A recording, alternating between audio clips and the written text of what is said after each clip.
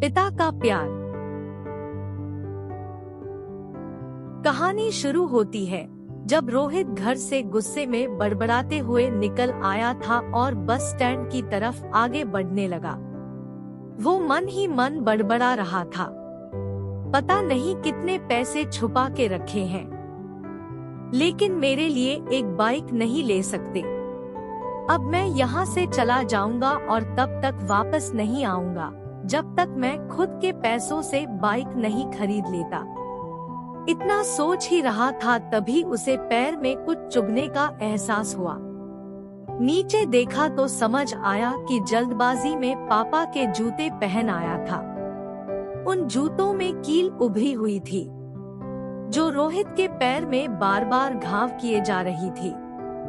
लेकिन उस समय गुस्सा अधिक था तो वो बड़बड़ाते हुए आगे बढ़ गया। एकाएक उसे याद आया कि वो पापा का पर्स भी साथ ले आया है। उसके खुराफाती दिमाग में एक ख्याल आया, क्यों ना आज पापा का पर्स चेक किया जाए, जिसे आज तक उन्होंने किसी को हाथ तक नहीं लगाने दिया था। पता नहीं कौन सा खजाना छुपा है इस पर्स में जो किसी को हाथ नहीं लगाने देते थे। जब रोहित ने पापा का वह पुराना पर्स खोलकर देखा तो उसमें पैसे तो नहीं मिले, लेकिन पैसों की जगह पर एक डायरी रखी हुई थी। तब उसने सोचा, ओह, तो यहाँ खजाना छुपा रखा है। रोहित समझ रहा था कि यहाँ पापा ने लिखा होगा कि किससे कितने पैसे लेने हैं और किसको कितने पैसे दिए हैं, लेकिन वो गलत था। जब रोहित ने उस छोटी सी डायरी का पहला पेज खोलकर देखा तो वहाँ पर जो लिखा था वह थोड़ा सीरियस कर देने वाला था। डायरी में जो लिखा था उसे पढ़ने के बाद उसके चेहरे पर जो एक्सप्रेशन थे वह गायब हो चुके थे, क्योंकि डायरी में वैसा कुछ नहीं था जैसा वो सोच रहा था। वहाँ पर उन पैसों का हिसाब लिखा हुआ था जो अलग अलग कामों के लिए अलग अलग लोगों से उधार लिए गए थे। उस लिस्ट में कंप्यूटर के नाम पर भी पैसे लिए गए थे। कुछ यूँ लिखा था, 50,000 बेटे के कंप्यूटर के लिए। यह वही कंप्यूटर था जिसे रोहित आज तक यूज कर रहा है, लेकिन उसे यह पता नहीं था उस कंप्यूटर को खरीदने के लिए पैसे कहां से आए थे। लेकिन आज पता चल रहा था।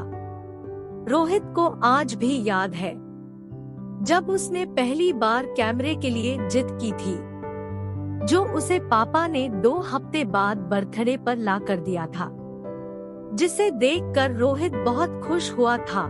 और उसे खुश देखकर उससे कहीं ज्यादा अगर कोई खुश था तो वह थे पापा। अब रोहित के चेहरे से गुस्सा एकदम गायब हो चुका था। जब उसने आगे का पन्ना पलटा तो वहाँ पर कुछ इच्छाएं लिखी हुई थी। पहली जो विश थी उसमें जो लिखा हुआ था, अच्छे जूते पहनना। यह बात रोहित को कुछ समझ नहीं आई। तभी रोहित का पाँव अचानक सड़क पर भरे हुए पानी पर जा पड़ा और तभी उसके पाँव में कुछ गीलापन होने का एहसास हुआ। जब उसने जूता उतार कर देखा तो उसका तला टूटा हुआ था। यह देखकर रोहित को डायरी में लिखी बात समझ आ गई। रोहित को माँ पापा की कही बातें भी याद आ रही थी कि कैसे माँ जब कहा करती थी पापा से, अब तो जूते पुराने हो गए, नए ले लीजिए, तो पापा अक्सर यह कहकर टाल दिया करते थे, जूते अभी और चलेंगे, अभी कुछ दिन पहले तो लिए थे। रोहित को आज समझ आ रहा था कि कितने दिन और चलेंगे।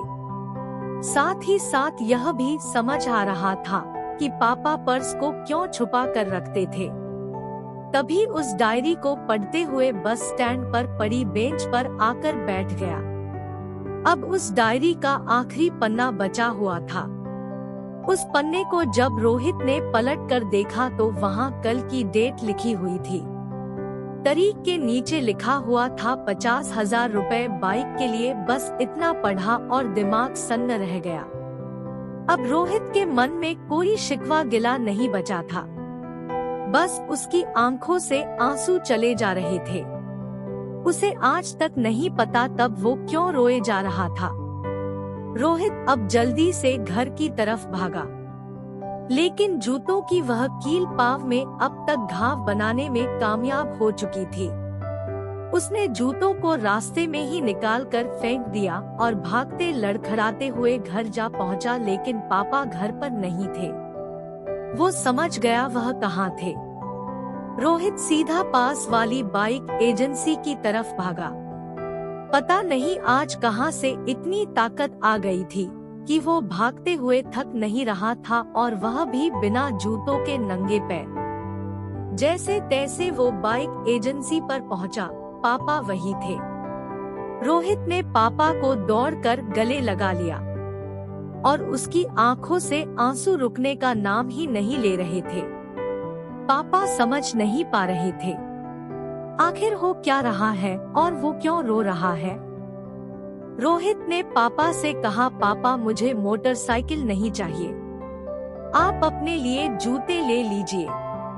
अब आज से मैं जो भी करूँगा अपनी मेहनत से अपने बलबूते पर पढ़कर करूँगा। हाँ दोस्तों, ठीक ऐसे ही होते हैं हमारे पिता। हम अक्सर देखते हैं कि हम अपनी माँ से हर बात शेयर करते हैं और माँ भी इसके बदले में हमें बहुत प्यार देती है। लेकिन एक शख्स ऐसा भी होता है जो हमें छुपकर प्यार करता है। वह होते हैं हमारे पिता। यह परिवार में एकमात्र ऐसा व्यक्ति होता है जो अपने बच्चों से उन्हें बिना जताए छिपकर प्यार करता है, खुद की इच्छाओं को मारकर बच्चों के लिए सपने देखता है और उनकी खुशी में ही खुश हो जाता है।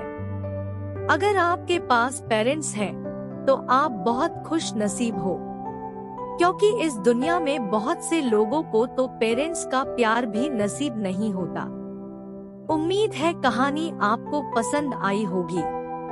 फिर मिलेंगे एक नई कहानी के साथ।